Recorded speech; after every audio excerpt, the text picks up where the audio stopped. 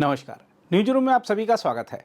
पाकिस्तान है कि मानता नहीं, जिस आतंकवाद को उसने भारत समेत पूरी दुनिया के लिए पाल पोस कर बड़ा किया, अब वही भस्मासुर बनकर उसे निकल रहा है। लेकिन पाकिस्तान अपनी गलतियों को मानने की बजाय भारत पर ही आरोप मढ़ने तथा कश्मीर के बारे में दुष्प्रचार अभियान को आगे बढ़ाने में लगा रहता है।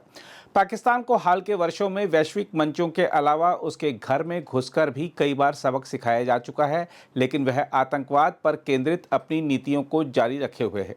उधर भारत भी सीमाओं पर पाकिस्तान की हर कायराना हरकत का मुंहतोड़ जवाब देने के अलावा उसके हर दुष्प्रचार की हवा निकालने में एक सेकंड की भी देरी नहीं लगाता है। हम आपको बता दें कि पिछले 48 घंटों में पाकिस्तान ने अपने दुष्प्रचार अभियान को आगे बढ़ाते हुए भारत पर 2 आरोप लगाए, लेकिन दिल्ली से लेकर संयुक्त राष्ट्र तक उसे ऐसा करारा जवाब दिया गया है कि इस्लामाबाद के राजनीतिक गलियारों और रावलपिंडी के सैन्य मुख्यालय में भूकंप जैसी स्थिति हो गई है। पाकिस्तान के पहले आरोप पर भारत की प्रतिक्रिया की बात करें तो आपको बता दें कि भारत ने बलूचिस्तान ट्रेन हमले के बाद पाकिस्तान द्वारा लगाए गए आरोपों को आधारहीन करार देते हुए कहा है कि इस्लामाबाद को अपनी विफलताओं के लिए दूसरों पर दोष मढ़ने से पहले अपने गिरेबां में झांकना चाहिए।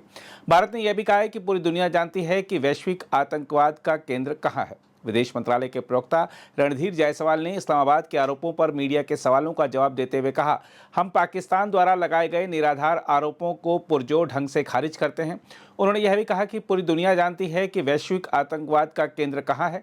उन्होंने कहा, पाकिस्तान को उंगली उठाने और अपनी आंतरिक समस्याओं और विफलताओं का दोष दूसरों पर बढ़ने के बजाय अपने अंदर झांकना चाहिए। हम आपको बता दें कि पाकिस्तान के विदेश मंत्रालय के कार्यालय के प्रवक्ता शफकत अली खान ने गुरुवार को साप्ताहिक संवाददाता सम्मेलन में बलूचिस्तान प्रांत में ट्रेन पर हुए हमले के बारे में सवाल पूछे जाने पर कहा था, पूरी घटना के दौरान आतंकवादी अफगानिस्तान आधारित आतंकवादियों के साथ प्रत्यक्ष संपर्क में थे।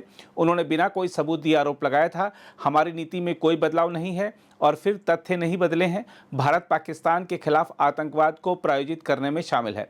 पाकिस्तान ने बलूचिस्तान ट्रेन हमले का प्रत्यक्ष रूप से उल्लेख न करते हुए भारत पर आतंकवाद को प्रायोजित करने का आरोप लगाया था। पाकिस्तान के दूसरे आरोप पर भारत के पलटवार की बात करें तो आपको बता दें कि 24 घंटे पहले भारत ने संयुक्त राष्ट्र महासभा में जम्मू कश्मीर के अनुचित जिक्र के लिए पाकिस्तान की आलोचना करते हुए कहा है कि इस तरह की टिप्पणियों से न तो पाकिस्तान के दावे वैध हो जाते हैं और न ही सीमा पार आतंकवाद की उसकी गतिविधियां न्याय संगत।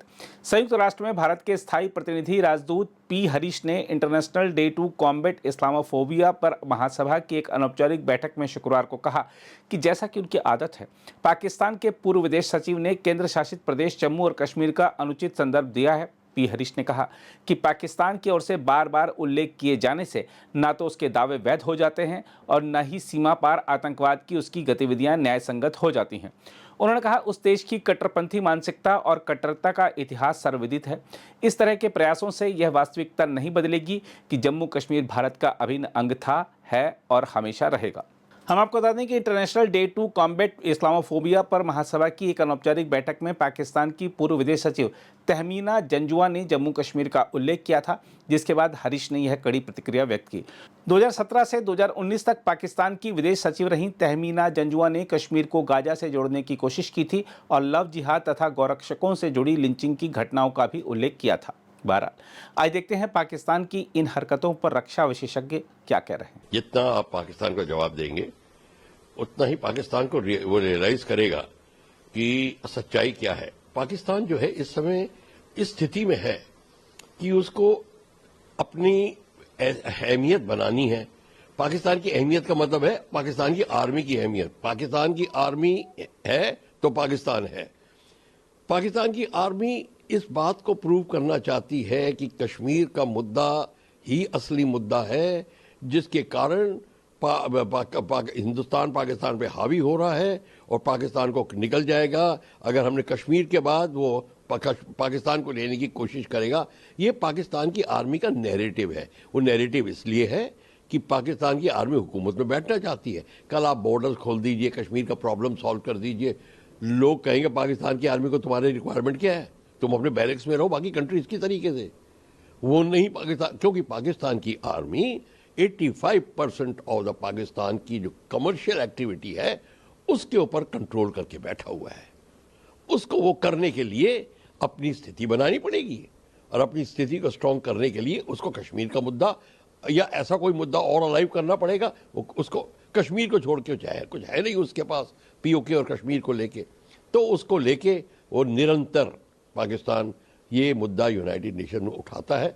और यूनाइटेड नेशन में जब उठा था तो उसकी जो 3 रिक्वायरमेंट थी वो पहली ही नहीं पाकिस्तान पूरी कर सका। वो ये था कि दोनों साइड बिल्कुल खाली करेंगे, निकल जाएंगे कश्मीर से, सिक्योरिटी फोर्सेस जो रिक्वायरमेंट है वो इंडिया की तरफ से रहेंगी इत्यादि, और फिर बाकी प्लेबिसाइड की बात थी।